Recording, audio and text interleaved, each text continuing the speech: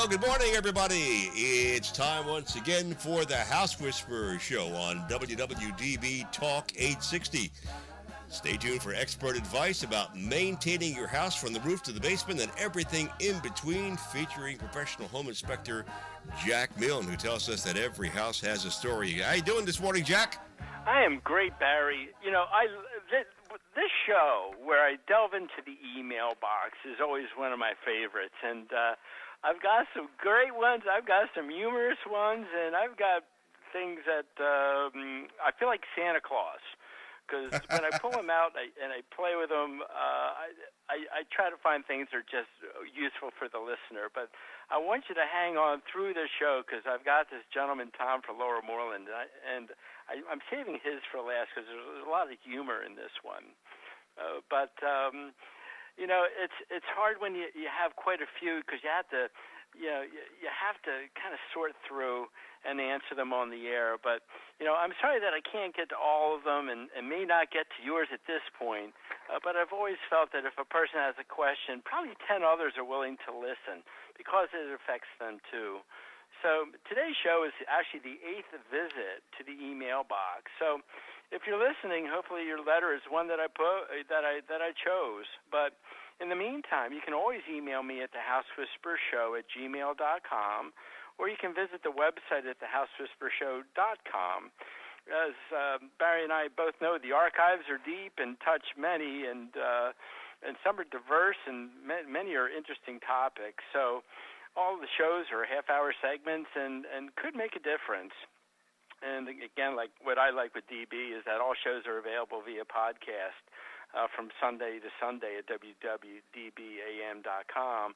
But before I start, I always want to thank my sponsors, because without them I wouldn't be able to chat with you today. And I'm actually going to start, and I typically start with Rob Bowie from Bucksmont Inspections. And the reason I'm bringing him up is that next week we're actually going to have Rob on the air. And I've known Rob for about 25 years, and he's a sewage control officer whose forte is on-site sewage systems. So we're really going to delve into that topic. A lot of us do live with public water and sewer, which is a real benefit. But if you flush your toilets and it lands on your land, you better listen in. He's got some great insight. But you can find him at 215-669-4213 or bucksmontinspections.com.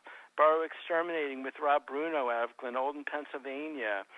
Termite and radon testing. They're at 610-586-5640. And, of course, their website is boroughexterminating.com. Good old pest blaster. I've got Michael over to the house. I have a bee's nest that's up under my aluminum siding. And no matter how well you try to spray it, these cans do not spray upside down. So he's taking care of me at my own home.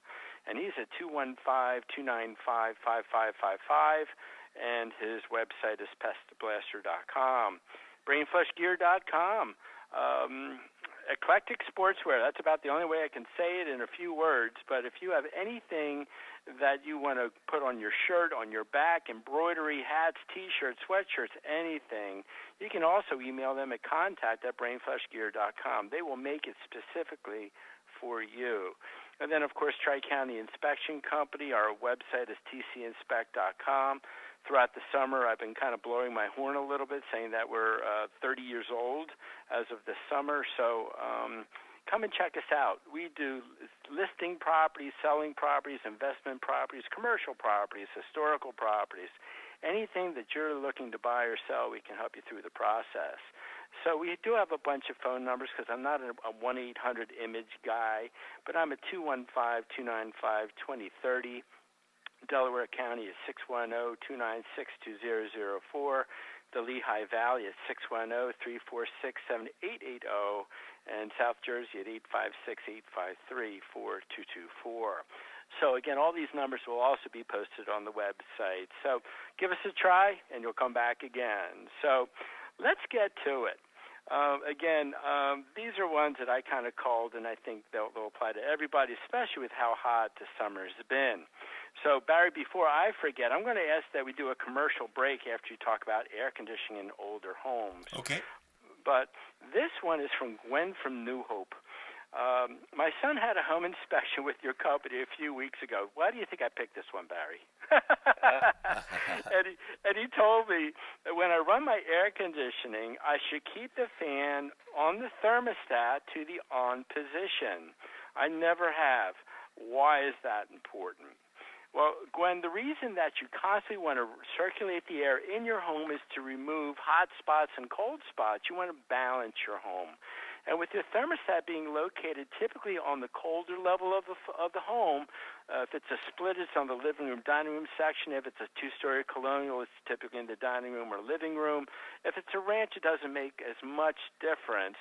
But splits are the worst houses to cool because the heat always wants to rise to the top, which is your bedroom level.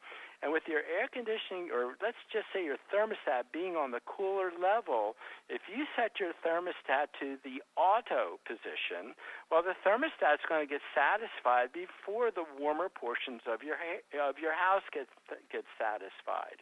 So we have found that your air conditioning runs much more efficiently if you put the fan to the on position rather than auto. You can also typically fool your brain. What I mean by that is if, Gwen, your body is comfortable at 73, 74, you could probably go to 76 or 77 and feel that comfort level that you're accustomed to. So one more tip for you, Gwen, is that if you go away, let's say you go to the beach for the weekend or the mountains, do not turn your thermostat off. Turn it up. Put your thermostat to 80 degrees, but keep that fan switched to the on position. Granted, you may come home and it may be slightly warm in your home, but you know what you won't have is humidity. And humidity is the enemy of air conditioning, and that's why we have air conditioning, not to make a freezer box, but to make our bodies comfortable. And one more thing, Gwen, it costs you a lot less to run the blower at your HVAC equipment that sits in your home than operating that condensing unit that sits outside. That's what costs you the money. So, Gwen, try it. You'll like it. I'm glad your son gave you that sage advice, and I wish you the best. So, moving on, Roger from Lansdale. Jack, I know it's summer and the grass growth has slowed dramatically, but my lawn looks almost dead. I cut the grass at 2.5 inches. What do you think? Well, Roger, what I think is that with the heat wave that we've had over the past few weeks and with the high humidity, the moisture from the grass is wicking into the atmosphere. So what's happening is your grass is drying out way quicker than it had been when it was April or May, when it seemed like you were cutting the lawn every, 3 or 4 days. Now, at this time of year, Roger, I cut my lawn at 4 inches. I put my push mower to the highest possible setting, and I do my trim work. I do around my trees, my mailbox, my light post. I mulch where I have to so I don't scatter the lawn clippings into my beds. But by keeping it at 4 inches, which, by the way, should be all year round, it actually allows for a stronger root system to grow and spread. The only thing I know is that the weeds are growing faster than the grasses, at this time of year. So, Roger, my advice is let the lawn sit an extra week, and then raise your mower deck to 4 inches or its highest possible setting, and then let your lawn mature properly. And I think we all want that kind of country club look, but they do hire professionals to make their lawns look that way. And honestly, I would not want their water bills. So, moral of the story is fertilize early in April and May for the various weeds that seem to always emanate throughout the season, and keep that mower deck high. So, Roger, thanks for your question. I appreciate it. Mary, this is the one I like too. Mary from Westminster, New Jersey. Jack, I bought an older home, and I have radiators to heat the house, but I really want to add air conditioning. I've received quotes from $10,000 to $15,000 for one system or two systems, and I don't know which one to choose. What's your opinion? Well, it's hard, Mary, because I haven't been to your home, but I can tell you that, with the hot summers that have been going on day by day, this question has been, you ready for this, Barry? A hot topic. Oh, yeah. I hear you. And I do believe that, Mary, within your home, you actually do have the best of both worlds, in which you have hydronic heat and the air conditioner in the attic to blow down on you. That's your best case scenario. If you live in a ranch home, and, older ranches, the option's easier because, every room can be properly vented from above your head. If you live in a split level where attics may not line up, this makes it much more difficult. Closets become the pathways to the lower levels, and sometimes in real old homes, they may not be big enough to hold or to drop the ductwork. So if you're in a 200-year-old farmhouse, Mary, these tend to be the most difficult to cool because the closets that were constructed at that time were 12 inches deep and not wide enough not to only hold your clothes, but you may have to lose up to 9 inches for your ductwork as it drops from floor to floor. Now, high-efficient air conditioning equipment units use a 3-inch duct to feed various rooms off an air handler that's basically square in shape, but may have as many as 8 to 10 feeds to supply cool air to the various rooms. Now, sometimes the lowest rooms in the house cannot be reached at all, and this may be the problem that you have in your own home. So the basement-mounted second system may be needed. But I do suggest that if you can do the attic-mounted unit, that the filter changes for the attic mount should be at the top of the second floor landing. Bedroom doors would need to be undercut by 1 inch to the floor to help feed the return. And the thermostat should be mounted on the second floor. And like I said, to Gwen, keep the fan to the on position when cooling. Finally, Mary, in my opinion, I think when you're spending the big bucks, you should always get at least 3 quotes so you can make that rational decision. So I wish you the best, Mary. And again, the best time to install air conditioning is the winter. Not this time of year because they will get paid extra because what I call a battle pay. It's way too hot to work in an attic environment at this point. Oh, but hey, how about if we take that break now, Jack? All right, Barry, let's do it, folks. When we come back, we're going to talk about Fred from Philadelphia. Okay, you're listening to the House Whisperer Show on WWDB with Jack Milne. And we call this a break, but it's not really a break. Actually, this is a very important part of the program, folks, because the sponsors on this program can help you in many different ways. So it's not really a break. Don't go away. Keep listening because you want to hear every word of these messages right now.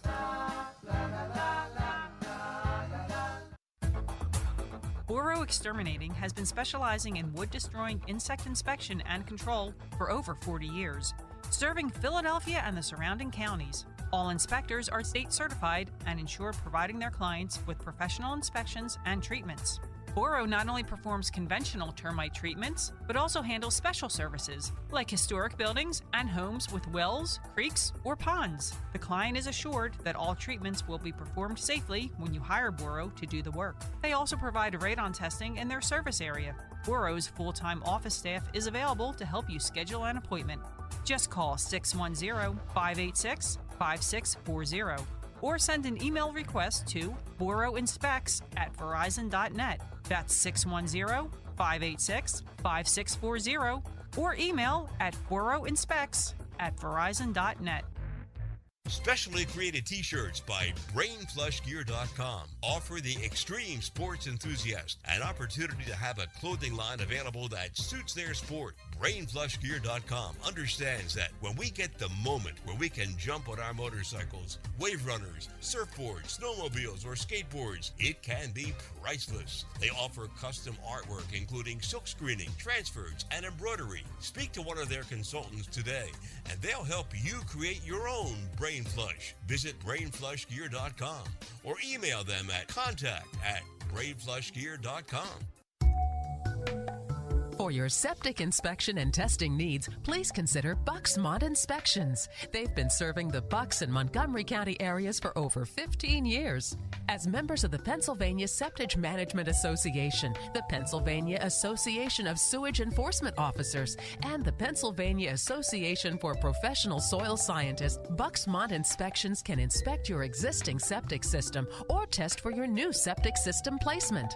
Please call Rob Bowie at 215-669-4213 and say you heard their ad on the House Whisperers show. Tri-County Inspection Company has been providing professional home inspections, commercial inspections, and historic property evaluations for over 30 years. For all of your real estate transactions, call Tri-County Inspections at 215-295-2030. For their New Jersey clientele, call 856-853-4224. Tri-County Inspection Company covers 13 counties, serving both New Jersey and Pennsylvania. They have performed inspections for over 70,000 clients and are members of the American Society of Home Inspectors, as well as the Pennsylvania Home Inspectors Coalition. They are licensed in both Philadelphia and New Jersey. Call 215-295-2030 or 856-853-4224. As the temperatures gradually rise, so do the odds of all those filthy and unwanted critters invading your home, like rodents, roaches, termites, and flies. Oh my! This summer, if you want to feel safe and secure from a possible creeping, crawling disaster, do yourself a favor and call the exterminating experts at Pest Blaster for all your pest control needs, including tests for radon and mold. Please visit pestblaster.com and you'll be sold. 215-295-5555. Our house is a very, very, very fine house. Okay, we are back with Jack. Jack is delving into the email box today. It's Jack Milne, the House Whisperer. And Jack, let's pick up where we left off. Well, thank you very, very much. Great question so far. And this one kind of spiked my interest. Fred's from Philadelphia. And in Philadelphia, we have a lot of row homes. We have twin homes, twin ranch homes, twin row homes. And this one kind of took my interest. Jack, I live in a twin home, and my roof needs replacement. It's old slate, but my neighbor whose roof is in the same condition does not want to replace his. Do you have any ideas? Well, Fred, with a twin, you and your neighbors are kind of co-joined at the hip. And Pennsylvania slates, which are the most common type of slate in Philadelphia, generally have a lifespan of about 50 to 70 years, honestly depending on which side of the street you live on. The shaded side of the street does not age the slate as quickly as the sunny side. And heat retention allows for overheating of the stone, as well as what we call advanced spalling or shaling, which is the white staining that probably both of you have at this point. So repairs to slate are enormous in cost and honestly typically not worth it. To replace maybe 3 or 4 slates that are broken, chipped, missing, you almost have to figure about $100 each. So if you're looking to replace 4 slates, you're looking at $400. Now, to replace the roof, and I'm thinking of these homes in and around Cotman Avenue and the Boulevard, I would say to replace the roof, taking off the slate and putting a fiberglass roof down may run around $800 to $1,000. Because most of these mansard roofs, as we call them, are about 6 feet tall and about 20 feet wide, which is only about 120 square feet. That's what we call a square and a quarter. Now, once replaced, you can go as many as 25 years with no maintenance. So this is my suggestion. You visit your neighbor, offer a peace offering, and tell him you will contact a reputable roofing contractor and get quotes. Now, if the contractor knows that he's going to do both roofs, believe me, you're going to both save money. Because you're going to have the one dumpster, you're going to remove all the existing roofing, and then you're going to install those new architectural shingles that you can both live with and be happy with. So, Fred, as I always tell all my clients, estimates and quotes are free. So I would take advantage of that. And chances are, I think your neighbor will appreciate your efforts and most likely sign up too. So, folks, I see it all the time, and that's why I wanted to use this letter. In this area of Cobbin and the Boulevard, these homes are now approaching 60 to 80 years old. The roofs are worn, and it's not worth fixing them. It's much more realistic replacing them. And there's that old saying: there's nothing better than a good roof over your head. So, finally, again, I want to say I think the best for last, but these are all good. Tom from Lower Moreland, which is in Pennsylvania. Jack, I heard your show on Father's Day about building a garage. I'm all for it, and I had the room on my property, but how do I convince the wife? And I read this one, Barry, and That's good question. So this is my response. Tom, I just read your question to my wife, and she said, build it while your wife is away visiting her mother. Now, I don't know if that's an appropriate answer, but I'm going to give you my thoughts. What you want to do is really discuss the positives. And there's many. There's attic storage to get all the stuff out of your spare bedroom, basement, or over your bedrooms in your primary attic. The kids' stuff can also be relocated to one bay of your existing garage while you voluntarily, you hear that term, voluntarily park your car or other items in the new garage. Now, I think the appreciation that you're going to get will also help sell your home. So it's not the appreciation of your bride, but it's also real estate appreciation. An extra garage may pay for itself years later when you sell your home, because I can almost promise you the bride will check out the house who's looking at your home. Meanwhile, the husband is going to visit the garage. Now, the guy may make the decision to buy your home over the wife. And this is, and this is typically not the case. I usually find that wives choose the home and the husband better move along. So my other suggestion is to maybe visit other friends or neighbors that may have a garage separate from the home. And maybe when you're going grocery shopping or at the big box hardware stores, look for ideas, for garages that may suit her visual ideas. And Tom, I think if you do it right and if you plan accordingly, she'll give her blessing. But, always keep in mind you're going to need permits, you're going to need plot plans, you're going to need architectural drawings, you're going to have to, probably advise other neighbors. You might have to deal with neighbor envy. But at the end of the day, I think for what you're going to spend to build this garage, I think your bride is going to love it. So, but Tom, I'm going to ask you to let me know how you make out. So, Barry, how much time do I have? Do I have time for a little one? Yeah, you do. Okay. All right, because I always put in a spare just to make sure. Now, this one's from Susan. Susan lives in a condo, and she's concerned about her furnace. She goes, Jack, I had my home inspected about 2 years ago, and the home inspector said that when a furnace is kind of confined to a closet location in a condo, it doesn't have the life expectancy that's if it were sitting in a basement or another part of the home. Is that assumption correct? And Sue, it is. And the reason why is that you need combustion makeup air to allow your water heater and your furnace to ignite.